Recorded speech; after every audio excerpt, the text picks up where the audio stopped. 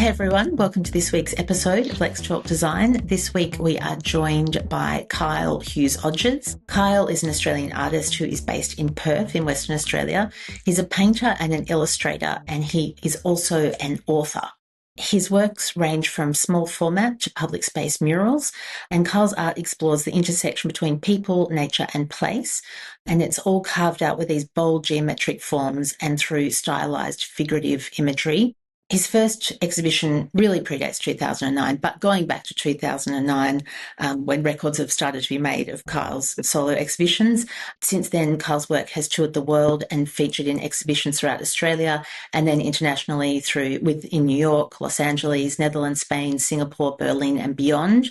He's also a prolific mural artist, and he has over 50 public commissions to date for his work. Hello, Kyle. Thanks for joining us. Thanks for having me. Yeah, quite the introduction. I know, big shoes to fill, and they're your own shoes.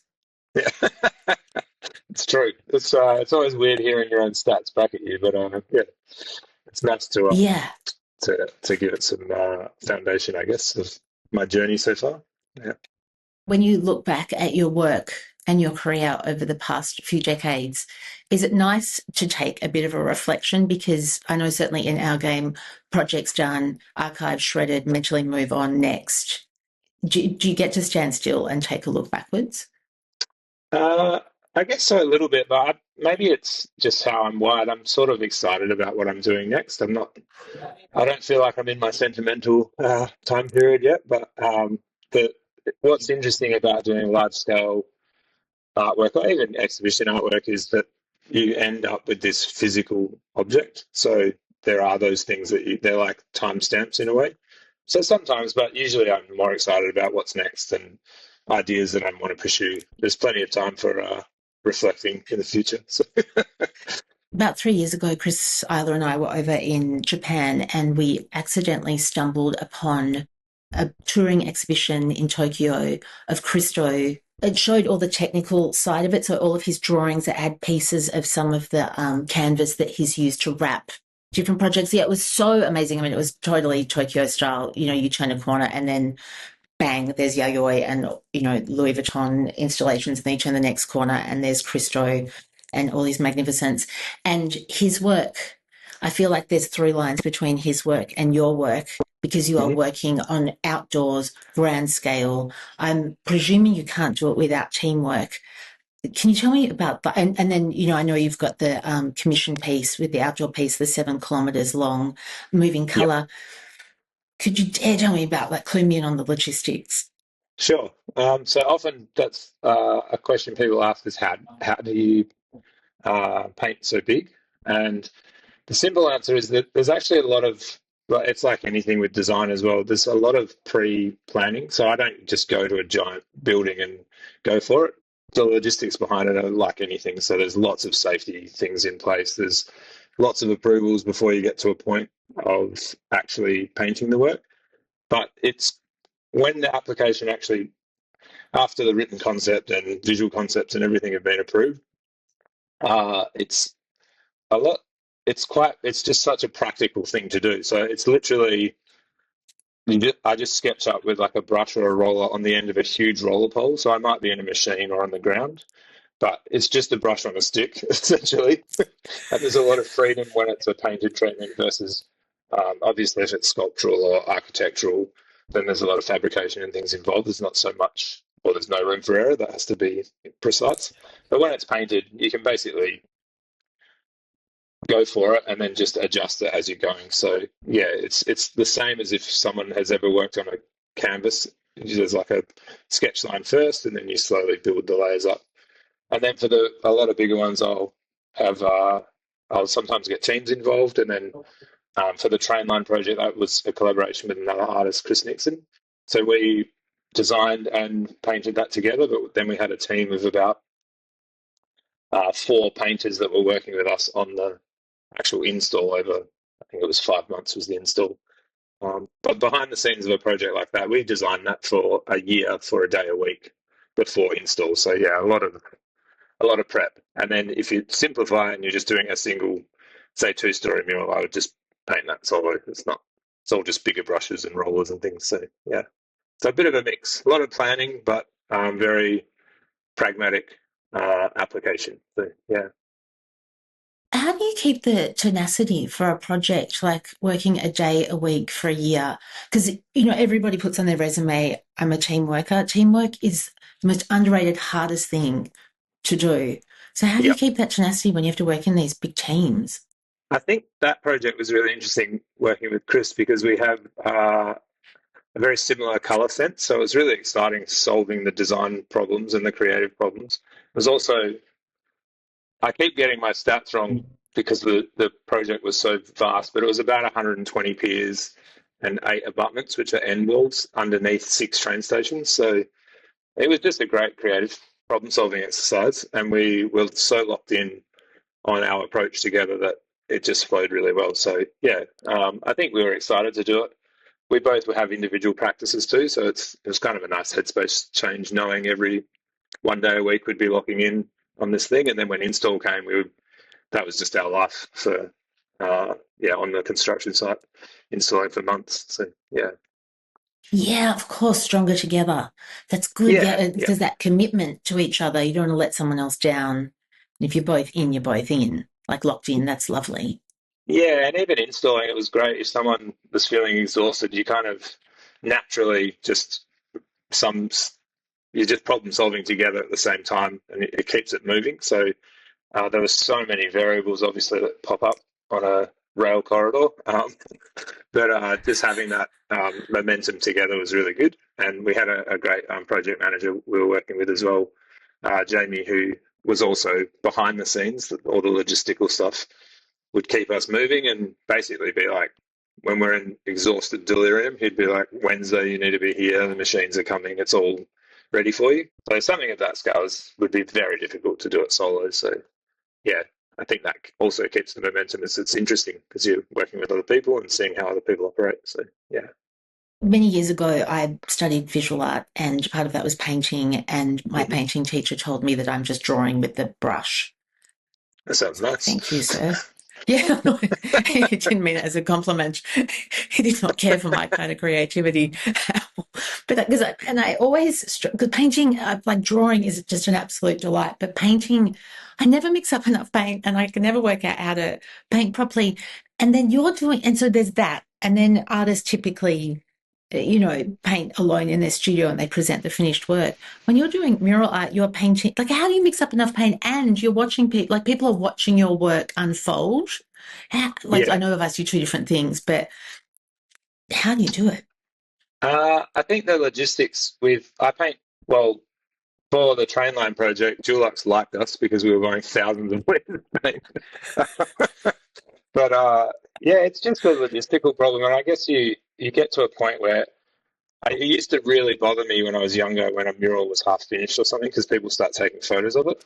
But it's just kind of understanding that that's how someone might be experiencing the work. It's just not complete yet, but it's not actually finished. So there's no real reason to feel any criticism of that. So yeah, I think I've just done it so much that you just know that when it's finished, it will be finished, and it will stay finished a lot longer than it was in process. And in actual fact, those images that people are taking of a painting half finished are quite interesting because you don't often see process. So, um, but yeah, I don't think it's a fair comment from your lecturer or your art teacher. I think those days are gone of art being this perceived like it has to be one thing. So, I mean, I work on projects with architects and landscape designers and interior designers, and I also paint in the studio and I do large line work paintings that are, I guess, essentially drawings, and I do other paintings that have no. I just don't think. I think that attitude's kind of hopefully has disappeared. It's just so broad now, and you have to wear so many hats. And I don't know why you wouldn't want to try lots of things either creatively. So I'd like to see your drawing paintings. Oh God, that's the kindest thing ever. And I so agree with you. I must admit, I studied photography, I studied visual arts, and I attempted to get into RMIT interior design, and I got knocked back, got a B letter, and which is funny irony now. And the amount of damage all of those art teachers that I had and lecturers that I had is like I should have been in fashion years ago, but I was so terrified. RMIT used to be, this behemoth is, I mean, I'm sure it still is, but like it was just the coolest of the coolest. 30 people got in, 10 of them were Yeah. going to drop out. Like, yeah, it was brutal.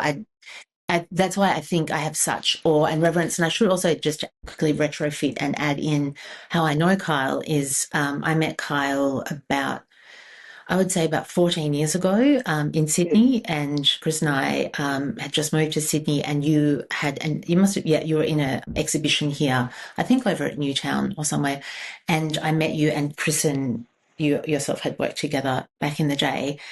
And I mean, apart from the fact you're absolutely delightful, I was, I was like, he's an artist. And Chris is like, yeah, he's an artist. And I was like, wow, that's, and especially someone of your age, I was like, wow, that's an ultra rare. Like it takes sheer guts. And now, fast forward 14 years later, you've stuck with it and you've had at it. Like I take my hat off. In any culture around the world, being an artist isn't an easy deal. To make it in Australia is like it's the stuff of urban legend. That's a very kind thing to say. But I also think there's a perception people have that you're meant to be that like an artist is just drinking red wine and throwing paint at the canvas. And my reality is, I mean, that sounds great too, but my reality is it's just discipline. It's just a creative practice. So I go to the studio every day. It's the same as if I was running a design studio, I guess. It's just the balance of canvas work and then public works as well. So, and I feel very fortunate because of my industrial design background when I'm working on sculptural, or maybe it's like a perforated screen or some kind of standalone sculpture with architects, just having that language and that background is very helpful. But it's a balancing for me as well. It's balancing those interesting projects where you are working like on a site specific response versus my own outcomes in the studio where there's no brief and it's just I'm just expressing an idea that I want. So yeah, I think that's the key for me has just been I just don't show up at 2 o'clock. I just turn up at 8 in the morning. just get to it. So I think people don't realize how much happens behind the scenes with any creative career.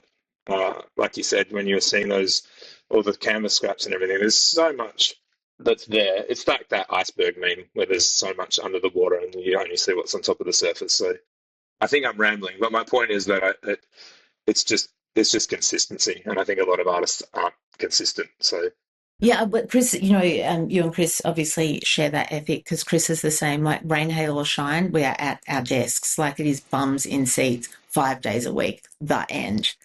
yeah, I Mm. I feel really grateful that I get to solve creative problems. So I enjoy being in that space, and then the luxury of having obviously if when it's your own practice too, you can balance that time. If there is a key day or time that you need to carve out, you have that luxury too, which is I think is invaluable. And the other thing is I'm invested in the work that I'm doing because it's something I'm passionate about. So I think that's a huge thing for maybe keeping that momentum going, wanting to do it rather than feeling like you're forced to do it or something. So yeah. Do you think, because when we talk about, 50 public commissions that you've had, over 17 solo exhibitions around the world, just the prolific power, like you hit send on the project, like you finish it and you move on. Do you think that's made you more creatively fit? Definitely. And there's also, I think it's just how my brain's wired. Like if I am working on multiple things at once, but it's still like a manageable amount. So that I'm very conscious of that too, of time management.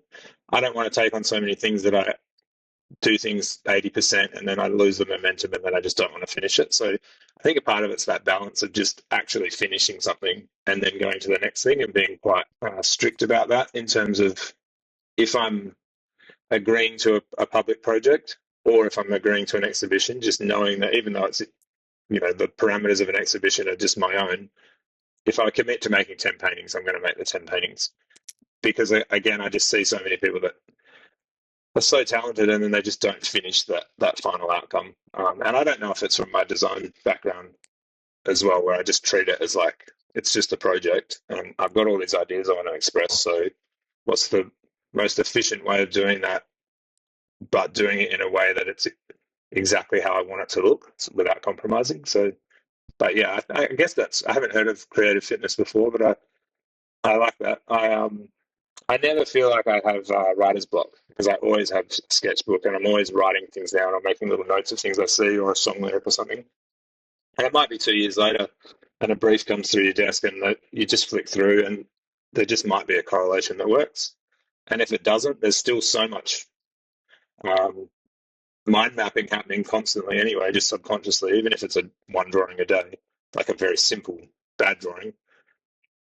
I never feel that feeling of like, what's the solution here? There's just so much reference points, and your brain's always thinking about things too. So, I mean, I imagine you guys feel that same way with material choices and textures and colors and things. Like, you just have because it's your life, you just have this knowledge, this subconscious knowledge of where things are headed and where they're moving 6, 12 months before they've actually moved that way. So, yeah, it's just about being locked in rather than waiting for an opportunity and then thinking, how do I do it? So, yeah.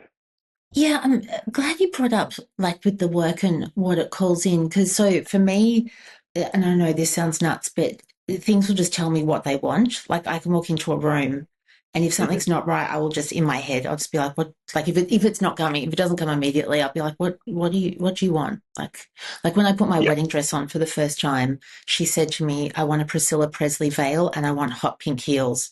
And I was like, done. Well, it's going to work out beautifully. And it just she calls it in, and so sometimes you can just feel like there's not Yeah. enough light or whatever it is, and that's what. But how does your inspiration come in?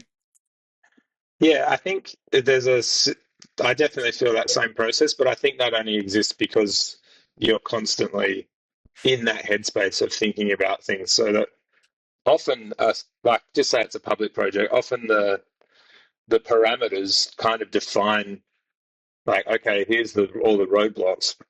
How can I make something really interesting here that's got conceptual depth, but it's also aesthetically pleasing. So for me, that's a big part of it. Is I want it to look good, but also if you're looking into it in more depth, it's actually interesting. It's not just purely aesthetic.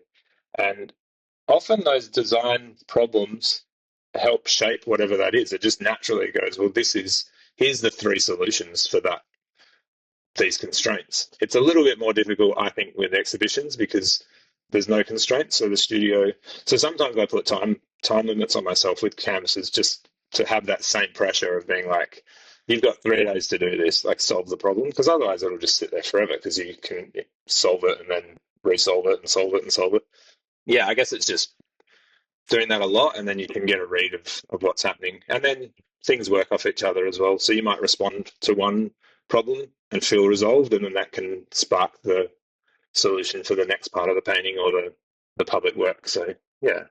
Yeah, you have I mean, I'm in the cheap seats watching, but it feels like you have a really healthy relationship with creativity. Like I squeeze the soap too hard. I'm perfectionistic. I never want to hit send. I will work it to death, Yeah. get 99% done, and just never. And whereas you remind me of Chris, Chris has that, like, put a line under it. Let's go. Like time is of the essence. Something is better than nothing. And I can feel you have that air, like you allow space around, as well as being disciplined. It feels like you've got a really healthy relationship with what you create.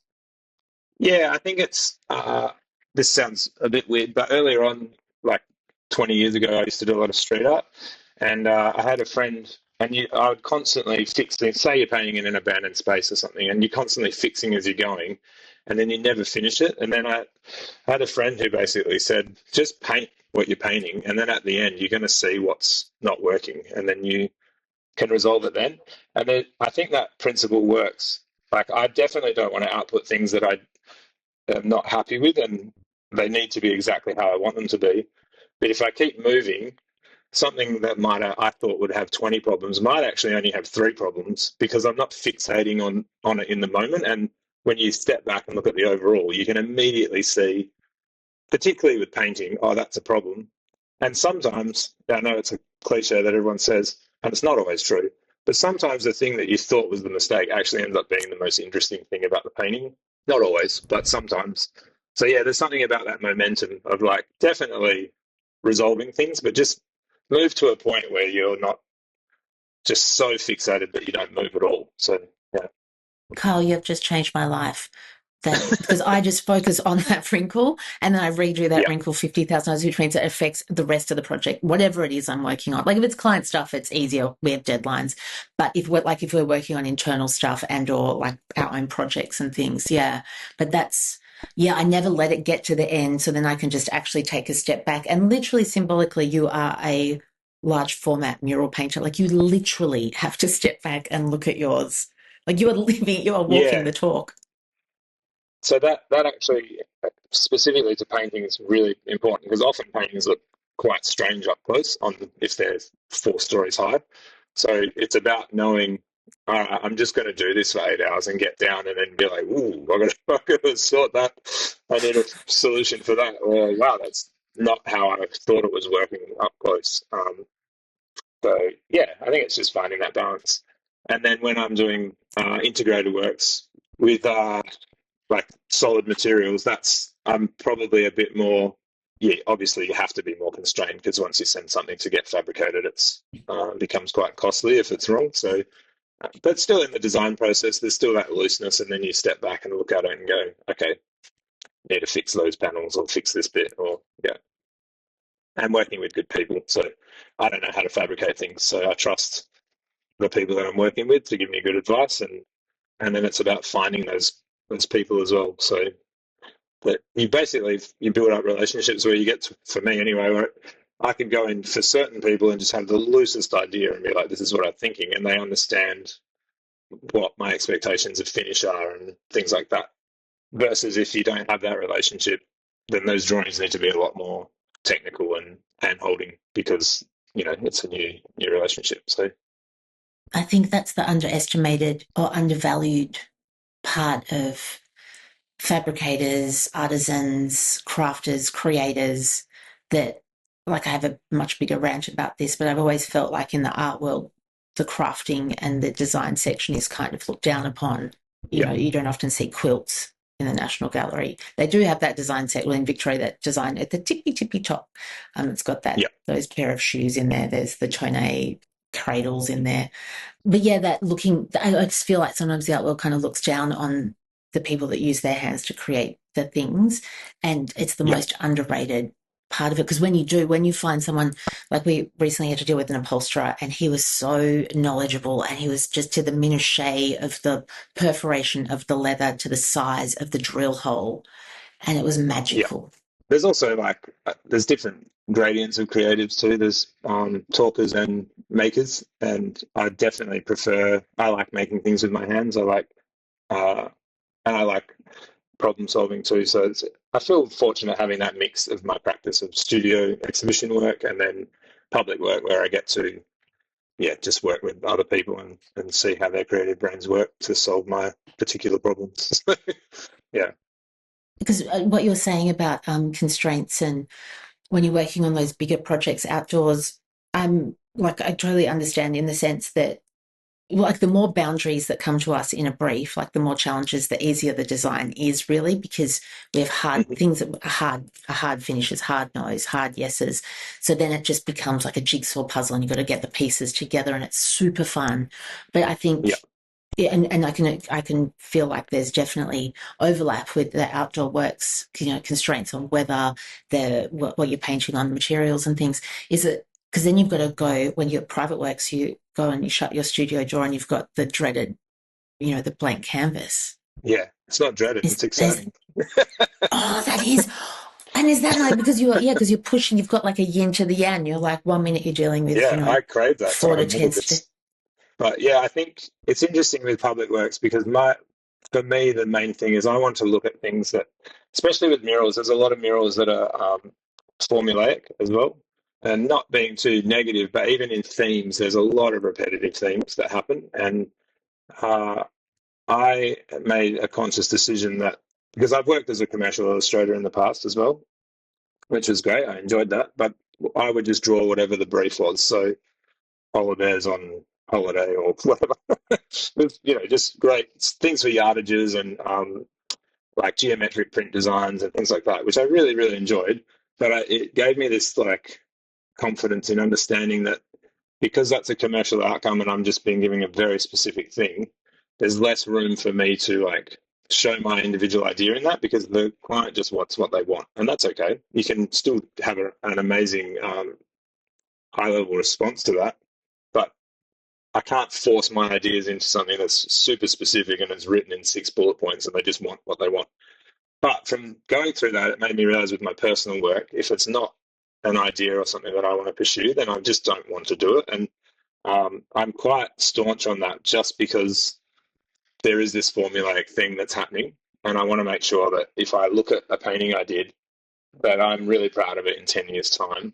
And I don't feel like I just slotted into this like glorified advertising in a way. It's like I want that to express, it can express an idea that's, say, flora and fauna is a really common theme that happens in murals. So for me, I just want to make sure I'm doing that in an interesting way that's true to me rather than responding in a way that I know there's a formula there that would work, but I just want to make sure it's my personal work.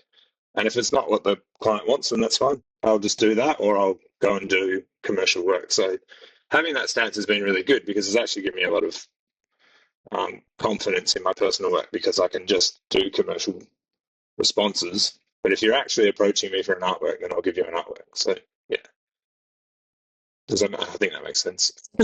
Yeah, 100%. And your artwork lives in our house because when Chris turned 40, I bought one of your prints and I asked, could we have the 40th of the run because it's Chris's 40th and you generously made that happen, Yeah. which was awesome. So I'll take a photo and send it to you of where it sits. And this piece, it's almost contentious in our house because I think, and not that it matters, but I think, so I think it's a man holding a baby and Chris is like, it's clearly a woman.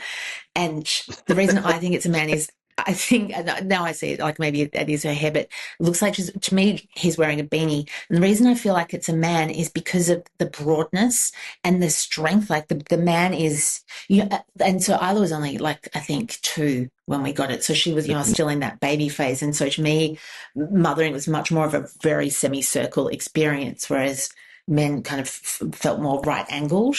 Yeah, and it still brings contention in the most beautiful way to our house. That's also something I love about art is a lot of my paintings are narrative based and story driven, whether it's a complicated narrative or a very simple idea. Let's just say in that case of like nurturing or something like that.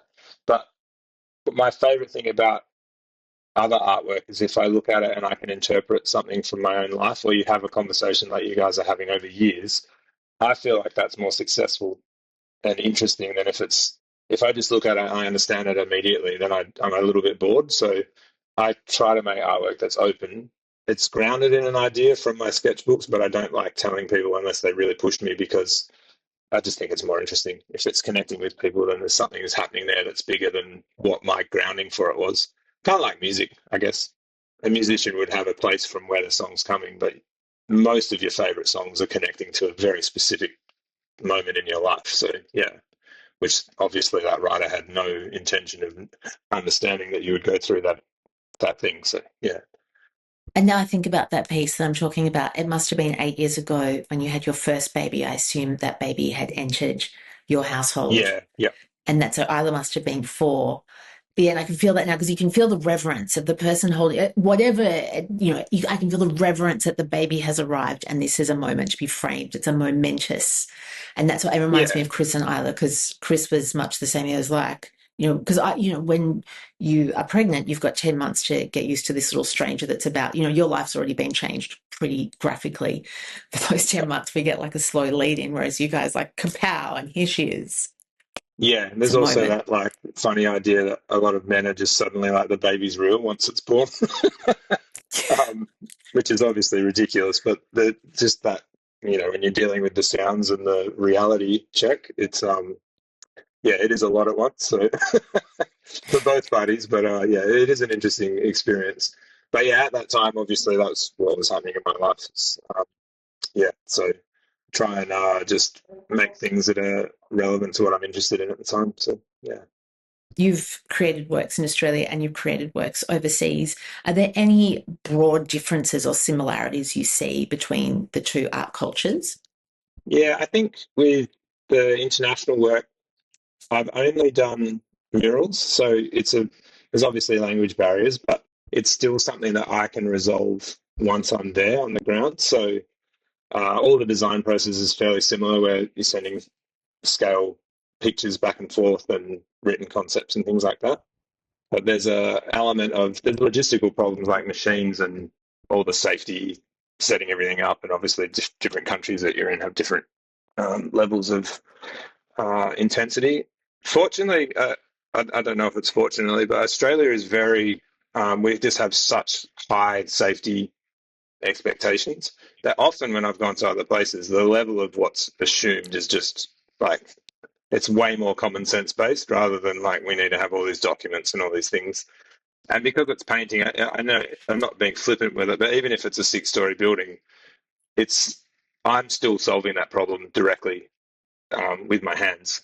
So often, as long as it's set up and I know we've got a machine and paint and things like that, it's pretty much for me to go for. And then the things that happen in the moment are just usually one-on-one conversations. So a lot easier than say fabricating and getting things installed on a new building. Uh, and the other great thing with the international projects is often I'll tie them in with an exhibition or something. So I might get a commission to do a public work, and then there'll be a side gallery or something like that that happens at the same time. So I feel like maybe the gallery stuff's actually logistically harder than the public work when traveling. So just No. yeah, it's just because you're sorting all the materials and things like that. So I mean, painting murals it's pretty. There's not actually that many. You just need a machine and paint and the artist. So unless it's like the train line where it's months and months and months, most projects I would work on by myself and maybe one assistant. So internationally, it hasn't felt too overwhelming or anything. It's just normal emails and yeah, basic problem solving. So yeah, Yeah. Because with works, like especially, if Perth works or, you've lived in Melbourne, Melbourne works, you understand more culturally and politically like what's going on in an area before your work goes in. Whereas sure. with overseas, you wouldn't have that learned knowledge, like lived in experience. Is that ever risky or does it ever backfire? So that's interesting. I don't actually. It's funny. I don't see in my work that it particularly looks like I'm an Australian artist. I don't. I am an Mm. Australian artist, but I don't feel like I have this Australiana or all these deep references that people would understand here. So usually my ideas are quite broad, and the narratives are about this bigger idea of people and connection. So that translates internationally because the ideas are kind of universal human experiences versus like very specific political or cultural references. So, and color is really important to me as well. So I've found that if I can use colors that I'll research certain things depending on where I am, but making a painting feel like it's integrated into a space as well, like it's always been there, is really important to me. So it's literally even say Iceland or Spain, or just seeing the architecture that's around and maybe picking up on something that celebrates that, rather than it just being like completely pushing against it. So yeah, I don't feel like that's been a struggle because my themes are very broad. So, but yeah, it's very important to me. I want it to feel like it should have always been there, not like it's a bad tattoo and it's not ego on the wall. It has to feel like, what's the purpose of this thing? So, and without sounding dramatic, like for me, art is kind of it's like a window and a wall. You can have a pre-slab concrete wall; it's completely functional. But if you put a window in there, that you're just letting in so much more humanity. So to me, art is that window. Um, that does sound very, very dramatic, but uh, if I go in with that approach, then I'm trying to contribute. I'm not trying to like just say I was here and leave. So yeah, I want the community to take ownership of it. So yeah, The integration, because the reason I ask about the politics is I'm thinking in Collingwood down in Melbourne, there are two murals and both very different impacts and effects. One, of course, is the Keith Haring, mm-hmm. more revered than God piece, and everyone's living in fear that the developer's Yeah, going to accidentally knock it over. Um, and which, I grew up seeing before I even knew who Keith Haring was. I grew up in Melbourne. Melbourne, it used to be really arty kind of culture. Maybe it still is, I'm not sure. But when I grew up, it was like the Moomba Art Fair. It was everything was about art down south, and so there was that. And then fast forward to I don't know how many years ago, but also in Collingwood, there's the Block of Housing Commission. There's a massive mural on the outside, and mate, I suppose that's an oxy. Of course, it's a massive mural. It's a mural, but it's three faces, and I think in the most benevolent way, it's meant to represent the people of the area. But all it does to me is just racially stereotype what is, that kind of mainstream media narrative of a certain kind of person lives in housing commission. And it does like, it's just, I'm sure it's very well meaning. And that's where I feel like that politics game, or when you're talking before about common themes in murals that you've Yeah. managed to Uh, avoid, thank goodness. I'm not familiar with that work, but I guess it's just not what my work is. So, the ideas are often around growth and positivity, and this, but not. I'm trying to do it in a way that's not cheesy. So, understanding that resilience is a core human trait, and Yes, reflecting that in a universal. These positive. are universal themes.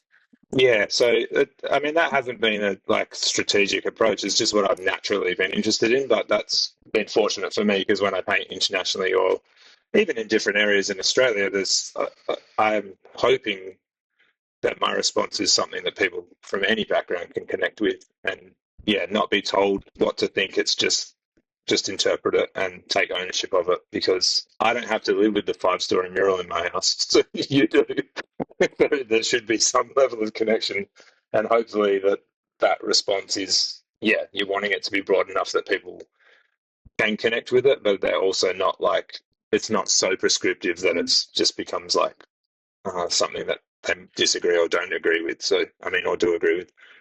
Yeah, just keeping it open, but not so open that it's like meaningless. Yeah. And then going back to what you're saying about, a concrete slab wall and, putting a window in is like bringing the art through and connection through.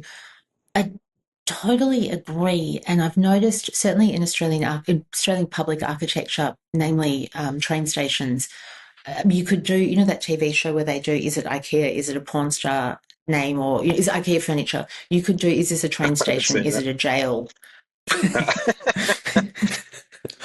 Because Australian public architecture feels like it's become really devoid of ornateness or contemporary. I think it's pretending to be modernism because it's without detail, but I think it's really just contemporary architecture, and it's inviting. I think, like when you see lime, I think this is connected. I'm kind of rambling, but when, like you see lime, like I don't know if Perth's got lime bikes, but we've got them in Sydney and they just are laid I on think the we did, and they ground. took them away for a little bit. Yeah.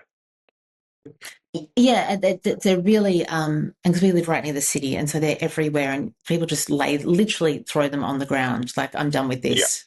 It's like a 3-year-old done, and and they're so hardy, and they're not delicate at all. And then if I go back to like train stations, and you think of like Parisian train stations, and they're so frilly and ornate with Mm. those glass orbs with that really archetypal like French font, and something that you want to take care of. I think your art on the landscape inspires that as well. Yeah, that's nice to hear. I think there's a balance there. Yeah, I think it can't be 100% decorative, but at the same time, it can't be 100% functional either because then it's becomes jail-like, So it's finding that balance and then trying to connect with people too. So I think most people are very creative. Lots of people have probably said this to you in the past anyway, but every kid likes drawing until they're teenagers pretty much. And then they either feel like they're humiliated or it just gets drummed out of them because it's not serious.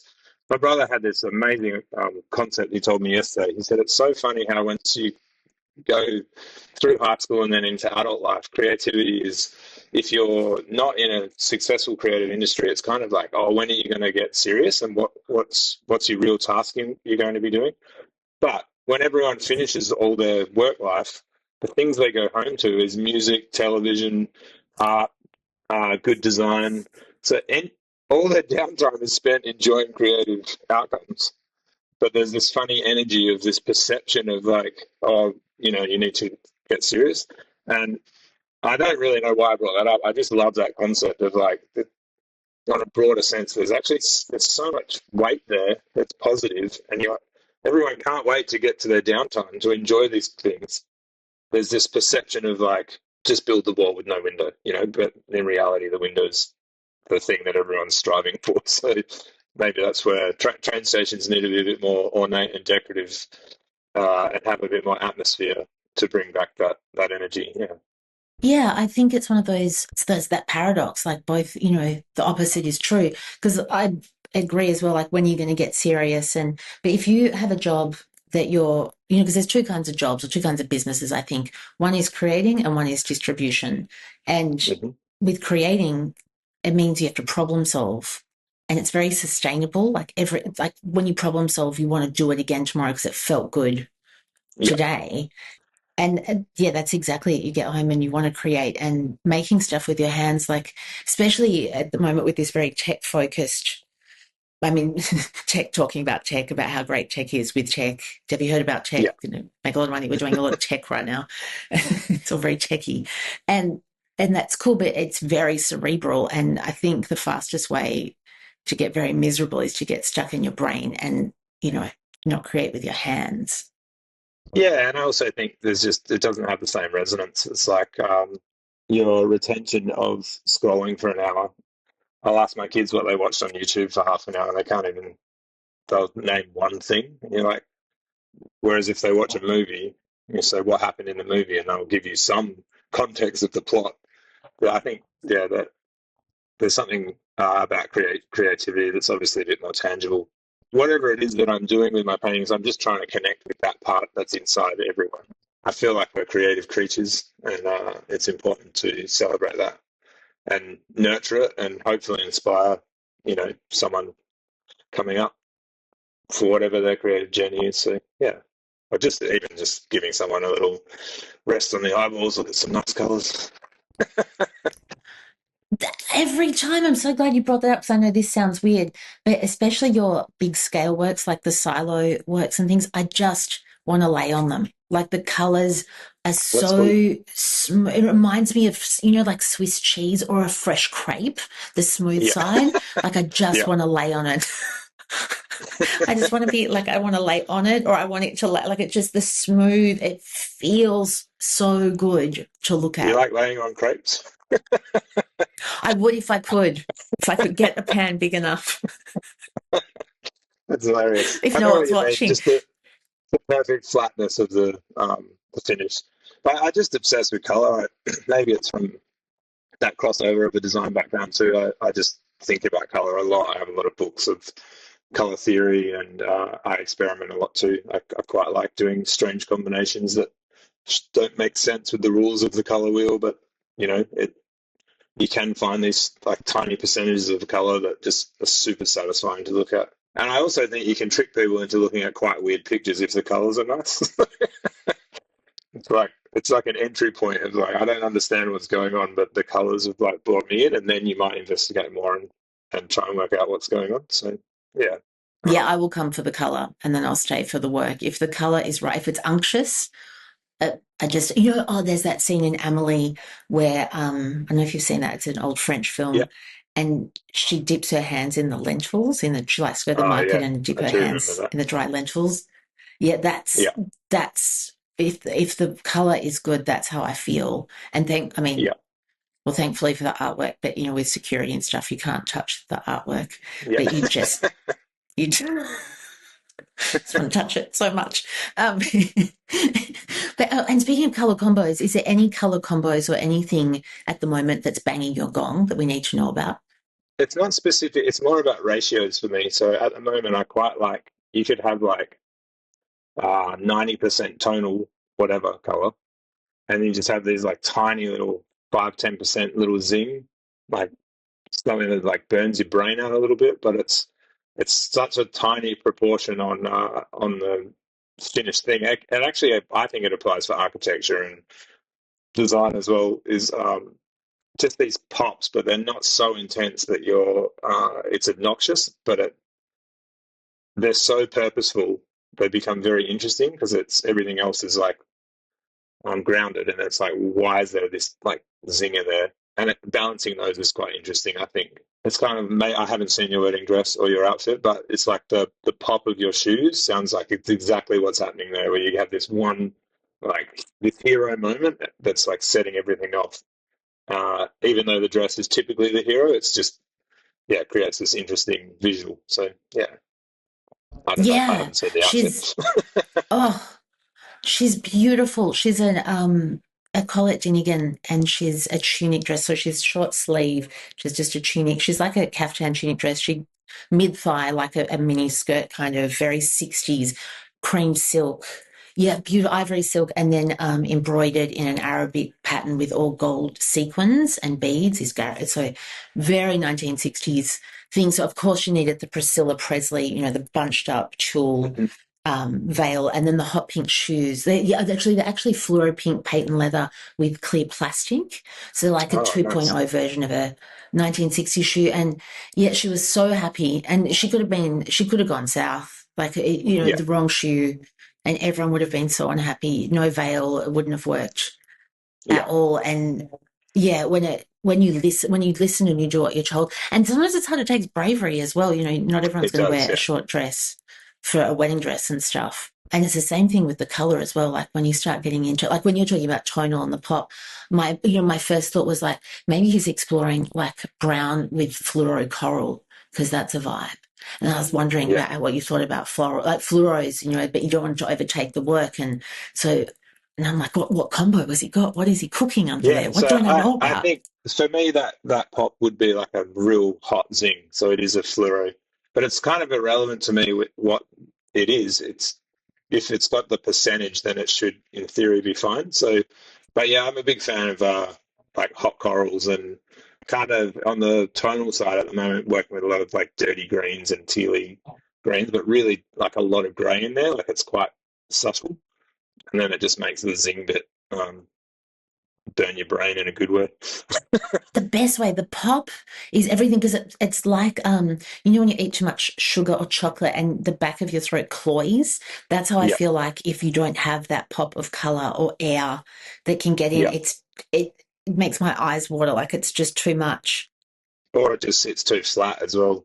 Yeah, and it's swampy and it's heavy and there's no push off. There's no power. It's like another thing I think people do in design as well is they get very mid, especially commercial, really mid range. So there's no piquancy, there's no sparkle or chrome or mirror.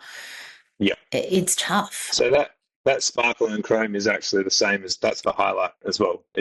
That's what I mean by the percentages. It's just like a textural hero or something that's brave and it's a choice and a very deliberate choice because otherwise it just looks completely flat. And because I paint flat, if switching it back to actually painting Mm. colors, I don't have light and shade in the traditional sense because I'm not rendering anything. So I use color as a way of moving your eye by having the light as the pops and how I want you to travel through the image. And I believe that would be the same with interior design or even an individual furniture piece. If you've got this beautiful brass feature and everything else is timber or something, I don't know. It's just having that something on there that is a choice that makes it feel special rather than being like, you kind of need a like or hate it moment, but you can make it a like it moment because of the percentage of what you're using. Yeah. Yeah, the ratio, it's literally the Vegemite to the toast. Too much Vegemite is no good. And not enough, it's just toast. I mean, toast is good, don't get me wrong. That, that is an analogy for high-end design. Like the good Vegemite toast Yeah, is. yeah. Good bread, perfect butter, perfect Vegemite ratio. That's the zing. Whatever that is, and that's what I'm talking about. So it's not actually specific.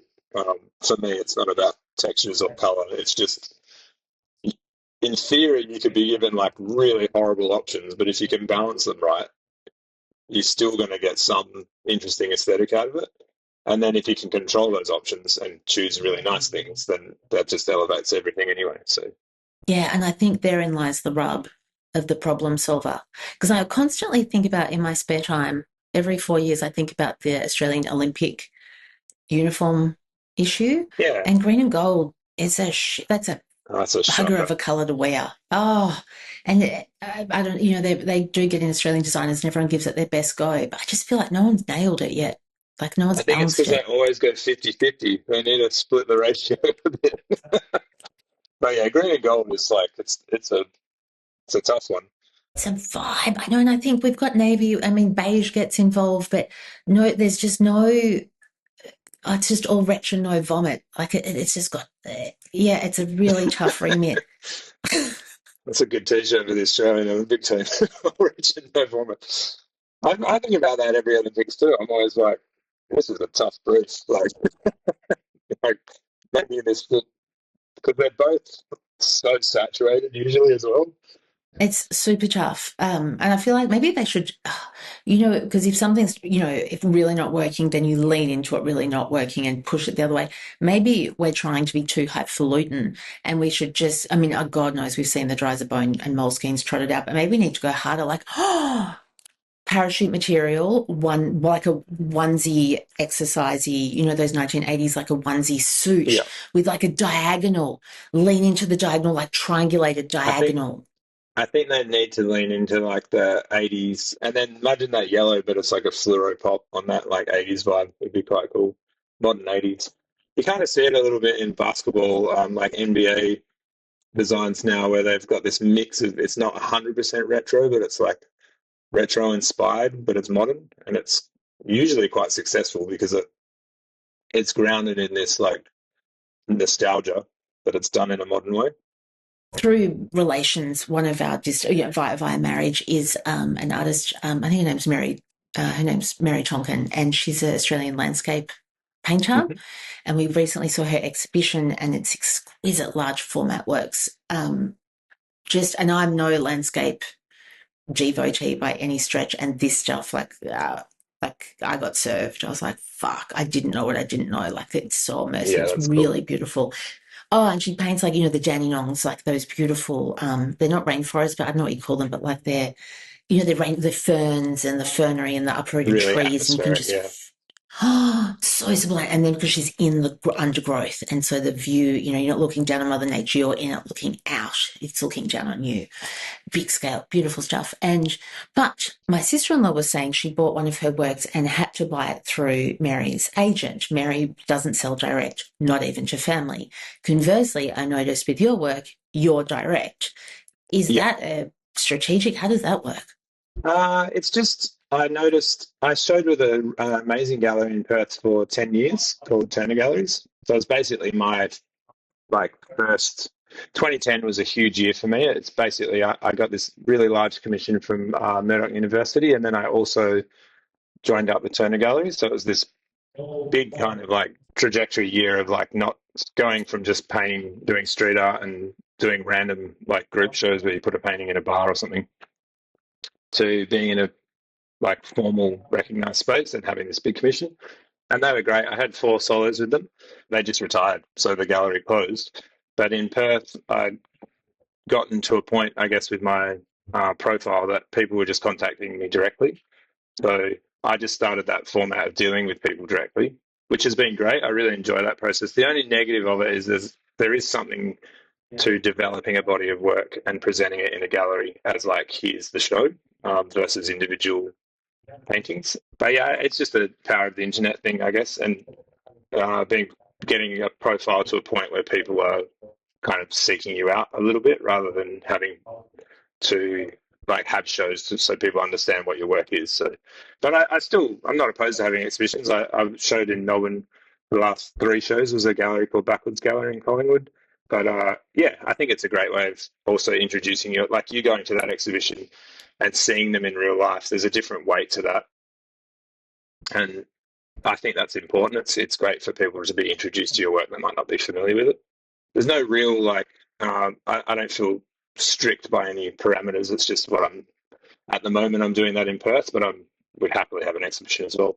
It's more a timing thing where my plate is quite full with all the current things that I need to do, so I'm not like seeking it out at the moment. Yeah, maybe the thing I would actually like to do is pivot to more immersive based exhibitions. So people are coming in having an overall experience rather than being like, here's my four static paintings. I mean, my 10 static paintings. You're coming in and seeing mural scale works and sculptures you can walk around. And yeah, I feel like people like immersive interactive experiences a lot. And I paint large scale. So that would be an interesting direction to pursue. It's just a time thing, really. So yeah. Yeah, did you see, or did I don't know if it went to Perth, but the Loon show, where they use those huge screens. We saw it with I think it was David Attenborough's collection of Mother Nature. It runs for like an hour and you Yeah, I did see that. Yeah. Loom, Uh, Loom, Loom. yeah, I Beautiful. couldn't remember the That name would either, like that's but what I'm thinking. Yeah. yeah. So I think that's something I'd like to explore a little bit more. Is just going down that path of like you're going there to be in the show rather than being. I've got to work a project I'm doing at this art gallery of WA at the moment, and I painted a huge black and white line work drawing, so a painted drawing on the wall, and then the public are coming in and drawing a one-to-one scale of that artwork that then gets stuck over the top, and that's been a really interesting process because it's great just seeing people want to be in the conversation as much as going to look at works individually. But yeah, there's a real draw there of like opening up that creative energy and being like uh, a bit more we the people about it. So yeah. And can I ask you, it's a broad term, so go as lightly or as detailed as you feel like. What does art mean to you? So I guess art for me is just a very human thing. So art is really in the modern world. I think it's such a broad idea, and I think it crosses most creative pursuits. So it's design, architecture, painting, illustration, sculpture, any literally any format. I think is what art is, and it's just a human response to existence, I guess. So yeah, and I think it's an important thing that we need to foster. And it seems to just seeing my kids and how that is so natural for all the whole group to be naturally interested. And I'm curious as to why it fades out. So the older people get, yeah, I don't know if it's a system thing or if it's just naturally happens that way. So. Isn't it joyous to watch creating through your kids with their savoir, like their laissez-faire savoir-faire? Yeah, it's just that like not questioning. I think it's really interesting to watch. Just like idea, idea, idea, idea, idea. My daughter, who's only 6, she's making a visual diary while we're in Melbourne, and we didn't even bring it up as a concept. So everywhere we're going, she's making these little drawings and writing things, and even that, it's just like she's not second guessing. Some of the objects don't make any sense. It's just she saw some advertising, and then some food we ate, and then but you look at it at the end of the day and you're like, oh, yeah, that is what the day was. Yeah, it's really inspiring seeing that energy because it's pure, I guess. So, So before we wrap up, is there anything, do you have any projects? You mentioned that you've got upcoming projects. Are there any exhibitions or book launches or anything we should be looking out for? so I've currently got this installation at the Art Gallery of WA that's on. That's probably the most, well, it's definitely the most recent one. So that's kind of open ended. I think it's running till June, but the end date keeps moving, which is a good thing. And then, yeah, apart from that, I'm actually having quite a bit of studio time. I've got a lot of canvases and things I'm wanting to work on. So last year it was pretty much completely consumed by painting 7 kilometers of a rail corridor. So this year it's been nice to have some time to get back in the studio. Yeah. What a good balance. You've really hit like a magic equation there and not by accident. I'm so impressed. Yeah, the balance is important. I think studio is very isolating, and then public work is not, and that it feels very healthy. Not become a full hermit, and also uh, people tell you the truth in public too. So it's nice to go and be in the studio sometimes. Well, thank you so much for your time, Kyle. That has just been resplendent, so much insight, and you've changed my life as well. Just get it done first, get the first draft done, then you can have a look. So, I mean, if Yeah, nothing else, thank you so much. That is life changing. But absolute best of luck. And again, from all the way on the East Coast, we're championing you and cheering you on because your work's incredible. thank you. Yeah, it was great to chat.